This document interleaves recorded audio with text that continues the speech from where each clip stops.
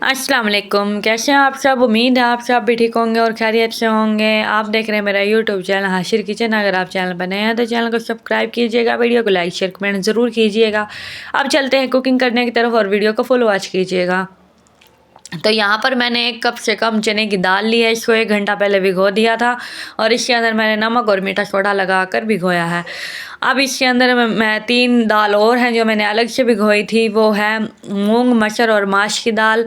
और इसको बॉयल आने तक पकाएं और फिर इसके ऊपर जो झागनुमा चीज़ आती है, झाग या मैल दाल की, वो आपने बाहर निकाल लेनी है एक बाउल के अंदर। फिर इसको फेंक दीजिएगा, इसकी कोई ज़रूरत नहीं है। और मैल को आपने बिल्कुल भी मिक्स नहीं करना और याद से निकाल लीजिएगा ताकि हमारी शाही दाल की रेसिपी बहुत अच्छी, मतलब कि दाल की जायका अच्छा आए।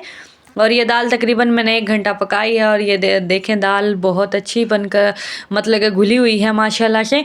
और अगर आप लोग चाहें इसको थोड़ा सा ग्राइंड करें तो आप घोटने की मदद से इसको घोट लें, जैसे हम साग को घोटते हैं। और मैंने यहाँ पर इसको तकरीबन 5 मिनट तक घोट लिया था। और तकरीबन होटलों पर भी सेम ऐसे ही दाल तैयार की जाती है और इजीली तरीके से मैंने आपको बताया। यहाँ पर कोई डबल घी या ऑयल का खर्चा नहीं होगा। तो यहाँ पर आप चलते हैं, इसको एक साइड पर रख देते हैं फ्राई करने की तरफ, मसाला बनाने की तरफ। तो यहाँ पर 1 कप ऑयल लिया है, या आप लोग अपने हिसाब से कम या ज़्यादा भी कर सकते हैं। तो एक मीडियम साइज़ की प्याज लिया जिसको मैंने क्यूब्स की शक्ल में कट कर लिया था और इसको गोल्डन ब्राउन होने तक भून लें। याद रखिएगा इसको गोल्डन ब्राउन करना है, लाइट गोल्डन नहीं कलर देना।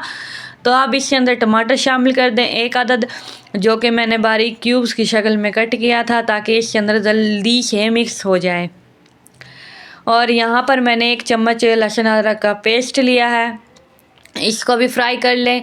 और फ्राई करने के बाद इसके अंदर कुछ मसाले शामिल करेंगे हम लोग, जैसे कि लाल मिर्च, नमक, हल्दी, धनिया पाउडर। और यहाँ पर मैं नमक डालना भूल गई थी, इस वजह से मैंने आगे चलकर नमक को शामिल किया है। और आपने इस मसाले को इतना भूनना है कि जो टमाटर और प्याज हैं ये घूमते हुए दाल के अंदर नज़र ना आए। आपने मसाले की ग्रेवी अच्छी तैयार करनी है और जैसे जितना अच्छा मसाला आप तैयार करेंगे उतना ही अच्छा हमारा सालन बनकर तैयार होगा। और मैं आगे चल के आपको मसाले की ग्रेवी भी चेक कराती हूँ। दाल इसके अंदर टमाटर या प्याज के आपकी जल्दी से पहचान में ही नहीं आएंगे। और ये देखिए हमारी ग्रेवी इतनी अच्छी बनकर तैयार हुई है। खैर ये मसाला हमारा बिल्कुल तैयार है, ऑयल भी अलग हो चुका है मसाले से। और ये दाल मैंने शामिल कर दी है और दाल पकने के बाद बिल्कुल महसूस नहीं हो रहा, मुझे तो ऐसा लग रहा है जैसे मैंने ना हलीम बना लिया और लेकिन ये हलीम से भी ज़्यादा अच्छी बनकर तैयार हुई है हमारी दाल। और दाल को आप अच्छे तरीके से मिक्स कर लीजिएगा। और मिक्स करने के बाद आपने क्यूब डाल देना है, 1 चिकन क्यूब।